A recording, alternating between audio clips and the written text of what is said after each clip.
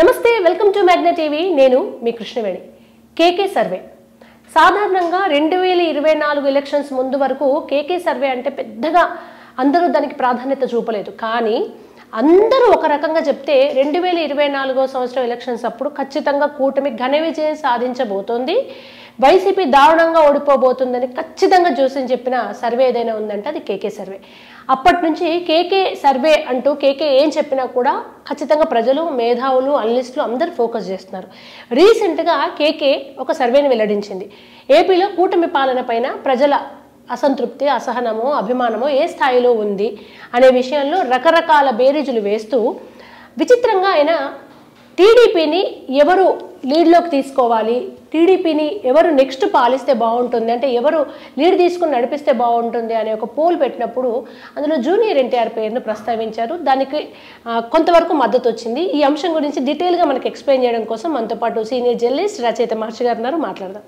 Sir నమస్తే నమస్తే sir NTR గారు అవునన్నా కాదన్నా నందమూరి రక్తం నందమూరి ఫ్యామిలీ కానీ ఎక్కడో టీడీపీ పార్టీ అడాప్ట్ చేసుకోవడంలో కొంచెం తటపటాయిస్తుందనే విషయం అందరికీ అర్థమవుతుంది ఓపెన్గా తెలిసిన సత్యమే ఒక దూరం కనిపిస్తోంది ఈ సందర్భంలో కేకే పవన్ కళ్యాణ్ని లోకేష్ని పెట్టడం ఓకే కానీ పోల్లో ఎన్టీఆర్ని పెట్టడం అనూహ్యంగా కూటమిదారులు కూడా కొంతమంది సపోర్ట్ చేయడం కొంచెం ఆశ్చర్యంగా ఉంది ఈ అంశాన్ని ఎట్లా చూడొచ్చు అదే కేకే ఆయన పారావీల్ అని ఒక యాప్ డేటా స్పీక్స్ అని పెట్టుకున్నారు కదా దాంట్లో ఆయన చెప్పింది ఏమిటంటే జూనియర్ ఎన్టీఆర్ పేరుని తెలుగుదేశం మద్దతుదారులు కూడా 7% మంది కోరుకుంటున్నారు జూనియర్ ఎన్టీఆర్ రావాలని ఎందుకు అంటారా నిజానికి జూనియర్ ఎన్టీఆర్ గారికి తెలుగుదేశంలో ఇప్పటికీ మద్దతు ఉంది డ్యూ టు వేరియస్ రీజన్స్ చాలామంది బయటపడడం లేదు చాలామంది ఆయన అభిమానులే మీకు ఇంత మునుపు చంద్రబాబు నాయుడు గారి మీటింగుల్లో కూడా జూనియర్ ఎన్టీఆర్ కటౌట్లు పెట్టడము జూనియర్ ఎన్టీఆర్ జై అని అనడము జూనియర్ ఎన్టీఆర్ రావాలని అరవడము ఇవన్నీ జరిగాయి మీకు గుర్తుంటుంది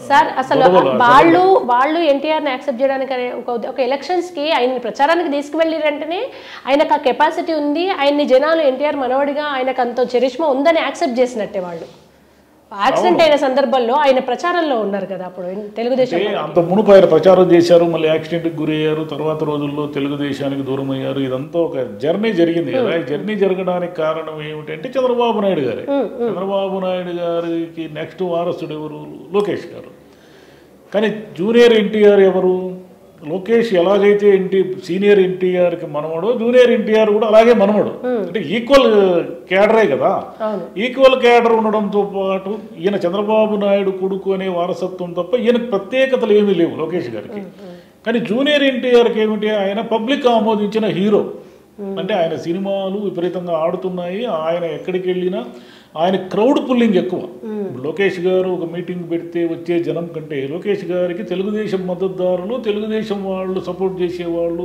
సమీకరిస్తే వస్తారు జనం జూనియర్ ఎన్టీఆర్కి సమీకరించాల్సిన అవసరం లేదు జూనియర్ ఎన్టీఆర్ అంటేనే జనం వస్తారు అండ్ ఇక్కడ అభిమానులది ఒక వాదన ఉంది సార్ లోకేష్ గారిది ఎంతైనా నారావారి రక్తం అవుతుంది ఎన్టీఆర్దే కదా నందమూరి రక్తం అనేది కూడా కొంతమంది వాదన తెర మీదకి తెస్తున్నారు రక్తం అనేది కాదు ఇద్దరు మనవలే కదా ఇద్దరు మనవలే ఆయన నటనకు వారసుడు ఈయన పాలిటిక్స్ కు వారసుడు అనుకోవాలి అంతే కదా లోకేష్ గారు రాజకీయాలకు వారసుడు అనుకుంటే ఆయన నటనకు వారసుడుగా ఉన్నవాడు ఆల్రెడీ సక్సెస్ అయ్యాడు సక్సెస్ అయిన తర్వాత అతను మళ్ళీ రాజకీయాల్లోకి వస్తే మామూలుగా సినిమా బ్యాక్గ్రౌండ్ ఉండే వాళ్ళు రాజకీయాల్లోకి వస్తే దాని రిసెప్షన్ వేరే ఉంటుంది జనం నుంచి వచ్చే రియాక్షన్ వేరే ఉంటుంది అందువల్ల చంద్రబాబు నాయుడు గారు ఏం చేశారంటే జూనియర్ ఎన్టీఆర్ అనే ఒక ప్రమాదకరమైన శక్తిని లోకేష్కి సపోర్టింగ్గా పెట్టినా కూడా డేంజరే ఎందుకు డేంజరు అంటే తెలుగుదేశం పార్టీకి జూనియర్ ఎన్టీఆర్ ఎప్పటికీ బలమే ఈ రోజు వచ్చినా కూడా బలమే అప్పుడు వచ్చి ఈ 10 ఏళ్ళు ఉన్నా కూడా బలమే కానీ ఈ 10 ఏళ్లలో ఏం రాజకీయ పరిణామాలు జరిగిండేటో మనకు తెలియదు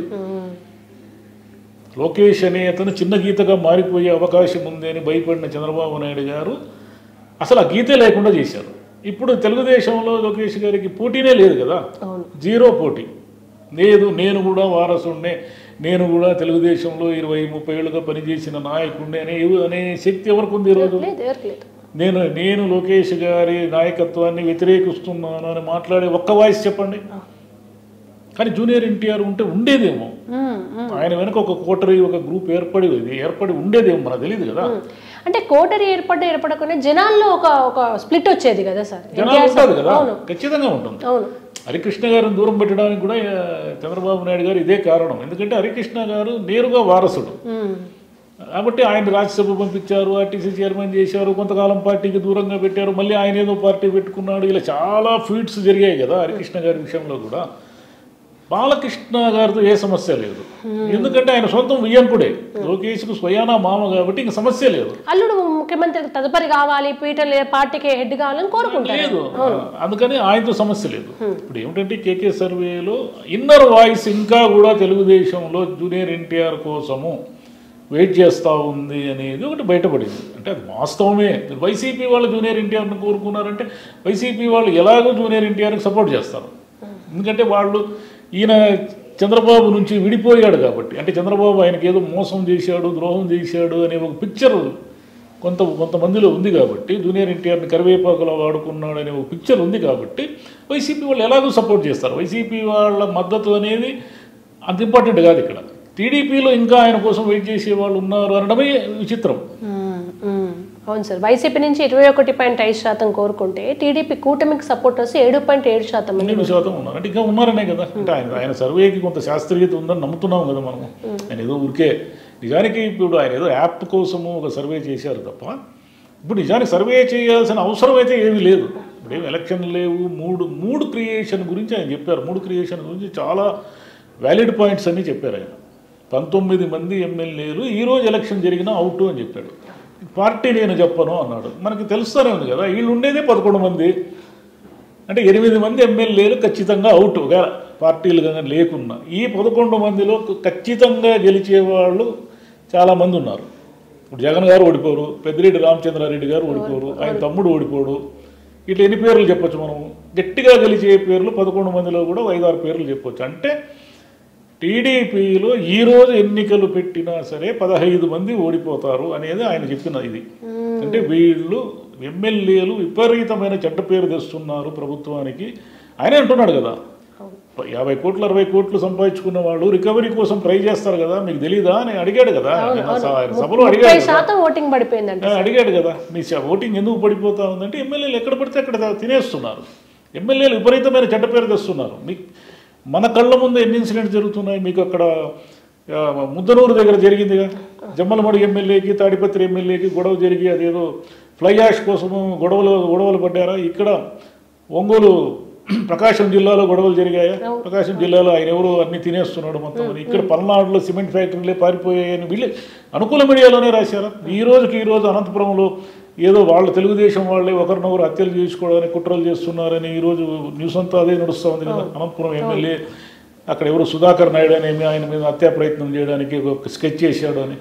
ఇది ఎన్ని చెప్పాలి? ఇట్లాంటివి ఎన్నైనా చెప్పచ్చు. ఎక్కడ చూసినా 175 నియోజకవర్గాల్లో కనీసం 150 నియోజకవర్గాల్లో డైరెక్ట్గా ఎమ్మెల్యేలకి మద్యం వ్యాపారంతో సంబంధాలు ఉన్నాయి అనేది అందరికీ తెలిసిన విషయమే. లిక్కర్ సిండికేట్లో అందరూ కూడా భాగస్తులే. మరి లిక్కర్లలో ఇంకా ఇవే కదా, పగలు రాత్రి ఎందుకు అమ్ముతున్నారు మద్యము? తిరుపతిలో తెల్లవారి 5:30కి ఆయన భూమన అభినయ్ రెడ్డి తెల్లవారి 5:30కి వెళ్ళి అక్కడ పోయి వీడియోలు ఉన్నాయి కదా మన సాక్ష్యం, 5:30 గంటలకే తాగేసి విపరీతంగా అమ్ముతున్నారు కదా. మరి 5:30 గంటలకు ఎలా తెరుస్తారు మద్యం షాపులు? అక్కడ కేకే సర్వేలు ఇంకోటి కూడా చెప్పేశారు, మద్యం పాలసీ మీద వ్యతిరేకత లేదు కానీ ఎక్కడ పడితే అక్కడ విచ్చలవిడిగా ఉన్న షాపులు ఆ సిస్టమ్ మీద మాత్రం వ్యతిరేకత. అట్లనే ఉంటుంది కదా. ప్రైవేట్ వాళ్ళకి ఇచ్చినప్పుడు ఇంతకుముందు ఆయన జగన్ గవర్నమెంట్ కింద నడిపాడు. గవర్నమెంట్కి ఒక టైమింగ్ ఉండింది, ఇన్ని గంటలు తెరవాలి, ఇన్ని గంటలకు మూయాలి అని. ఇప్పుడు నో టైమింగ్స్ కదా. ప్రైవేట్ వాళ్ళు డబ్బులు టెండర్లు అవి పాడుకొని తెచ్చుకున్నారు కదా, గవర్నమెంట్కి కట్టారు, వాళ్ళు డబ్బులు కట్టారు. ఈ డబ్బులు రికవరీకి వాళ్ళు ఏం చేస్తారు, దానికి 2-3 రికవరీ తెచ్చుకోవడానికి పగలు రాత్రి అమ్ముతారు, బెల్ట్ షాపుల్లో అమ్ముతారు. ఈరోజు మద్యము దొరకని ఊరు ఎక్కడైనా ఉందేమో చెప్పమనండి. ఎందుకంటే ఆ రోజు ఎవరు నాసిరకం బ్రాండ్లు అమ్మారు, అది అమ్మారు, అసలు ఒరిజినల్ బ్రాండ్లు లేకుండా చేశారు అని వీళ్ళంతా ప్రచారం చేశారు కదా. బ్రాండ్లు దొరుకుతున్నాయి నిజమే, దాంట్లో ఏ ఊరికి ఏమే ఆంధ్రప్రదేశ్లో ఏ ఊరిలో పోయినా మీకు కావాల్సిన బ్రాండ్ దొరుకుతూ ఉందనేది మాత్రం వాస్తవము. కానీ మీరేమైనా నాసిరకం మద్యం కాక చీప్ లిక్కర్ ఏమైనా అద్భుతమైన మద్యం ఏమైనా అమ్ముతున్నారు? మీరు అమ్మేది కేరళ విస్కీ, బెంగళూరు విస్కీ అని అమ్ముతున్నారు కదా. ఆ రోజు ప్రెసిడెంట్ మెడల్, ఆ మెడల్, ఈ మెడల్ అన్నారు కదా. కాబట్టి మద్యం మీద సాధారణమైన జనాలు అంటే మందుబాబులకు కూడా కోపం ఉంది, రేట్లు విపరీతంగా పెంచారు అనేది. రేట్లు ఏం చేస్తున్నారంటే ఎంఆర్పీకి మించి షాపుల్లోనే 10,000 రూపాయలు వసూలు చేస్తున్నారు. ఎవరు అడుగుతారు? ఇప్పుడు ఒక ఆయన ఒక తాగుబోతుంటాడు, ఒక 100 రూపాయలకు పోయి మద్యం సీసా క్వార్టర్ బాటిల్ కొనుక్కుంటాడు అనుకుందాం. దాని మీద 20 రూపాయలు ఎక్కువ వసూలు చేశారు. ఆ మద్యం షాప్ వాడిని నిలదీసేంత శక్తి అతనికి ఉంటుంది. అదేం ధర్మమైన పని కాదు కదా, హక్కులు కొట్లాడడానికి కదా. వాడు పెళ్ళూరు మన చొంపకు కొడతాడు, నీకు ఇష్టమే తీసుకో లేకపో అంటాడు. పోయిన వాడు ఆ మద్యం సీసా తీసుకెళ్లి ఏ ఎక్సైజ్ అధికారులకో పోలీసులకో ఎక్కడైనా పోయి కంప్లైంట్ చేయగలడా? ఎందుకంటే వాడికి ఇన్ఫీరియారిటీ ఫీలింగ్ ఉంటుంది, గిల్ట్ ఫీలింగ్ ఉంటుంది. మద్యం మీద 20 రూపాయలు వసూలు చేస్తున్నారని ఎవరు చెప్పుకుంటాడు?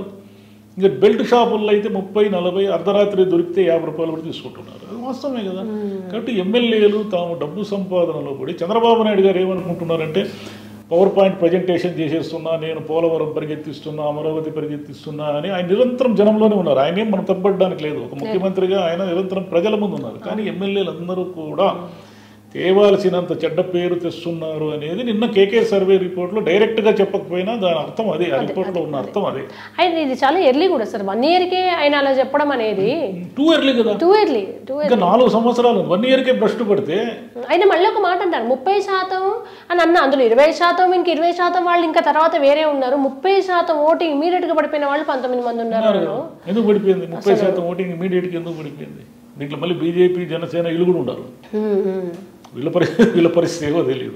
కాబట్టి మొత్తంగా రిపోర్ట్ ఏమిటంటే 1 ఇయర్కే గ్రాఫ్, కూటమి గ్రాఫ్ పడిపోయింది. వీళ్ళు మళ్ళీ మేము అధికారంలోకి వస్తే మామూలుగా ఉండదు అనడానికి, కాన్ఫిడెన్స్ లెవెల్స్ పెరగడానికి కారణం ఏమిటంటే ఇంటర్నల్గా ఈ జనంలో ఉన్నటువంటి అసంతృప్తి. దీనికి తోడు పథకాలకు సంబంధించిన అసహనము, అసంతృప్తి తీవ్రంగా ఉంది. ఎందుకు తీవ్రంగా ఉందంటే ఇప్పుడు ఆర్టీసీ ఉచిత బస్సు అనుకోండి, అది రన్నింగ్లో ఉన్న పథకం కాదు. దాని గురించి పెద్దగా అసహనం లేదు. ఓకే, మహిళలు అంటున్నారు కానీ ఏదో అది చెప్పారు ఇది చెప్పారని. మహిళలకు ఇచ్చే 1500 పైన కూడా పెద్దగా అసహనం లేదు, ఎందుకంటే అది రన్నింగ్లో లేదు. కానీ రన్నింగ్లో ఉన్న పథకాలు అమ్మక వందనం కానీ, రైతు భరోసా కానీ, ఇవన్నీ కూడా ఇంకా అనేక చేనేత నేస్తము, కాపు నేస్తము, వీళ్ళకి చేతి వృత్తుల వాళ్ళకి తీసుకున్న అలవాటు అందరూ కూడా అసహనంతో ఉన్నారు. ఆయన ఉండింటే డబ్బులు ఇచ్చిండేవాడు, ఈయన మొత్తం మూసేశాడు. పెన్షన్దారులు కూడా అసంతృప్తితో ఉన్నారు. ఎందుకు అసంతృప్తితో ఉన్నారు తెలుసా? 4000 వస్తూ ఉంది కదా, వాళ్ళకి 1000 రూపాయలు పెంచారు కదా, ఎందుకు అసంతృప్తి అని ఎవరైనా అడిగితే 4000 తీసుకుంటున్న వాళ్ళు అసంతృప్తి కాదు. కానీ 60 ఏళ్ళు పైబడిన వాళ్ళు ఎవరికీ కూడా కొత్తగా పెన్షన్లు ఇవ్వడం లేదు. అంటే చనిపోయిన వాళ్ళ శాతం కొంత చనిపోయిన వాళ్ళు బోగసుల పేరుతో ఉన్న పెన్షన్దారుల సంఖ్యను తగ్గిస్తూ వచ్చినప్పటికీ కొత్తగా ఎవరికి ఇవ్వడం లేదనే అసంతృప్తి తీవ్రంగా ఉంది. నిరుద్యోగుల వృత్తి ఇవన్నీ కామన్ కదా, ఎందుకుండవు? నిరుద్యోగ వృత్తి ఇస్తామన్నారు. 1 ఇయర్ అంటే వాళ్ళకి ఎంత పోయింది? 36,000 పోయింది. ఒక మామూలు వ్యక్తికి 36,000 పోతే బాధ కదా. మీరు ఇస్తామన్నది కదా, వాళ్ళు అడగలేదు, మీరే ఇస్తామన్నారు. కాబట్టి తెలుగుదేశం ప్రభుత్వానికి ఒక ప్రమాద గంటిక తొలి సంవత్సరమే మోగడం అనేది ఆశ్చర్యంగా ఉంది.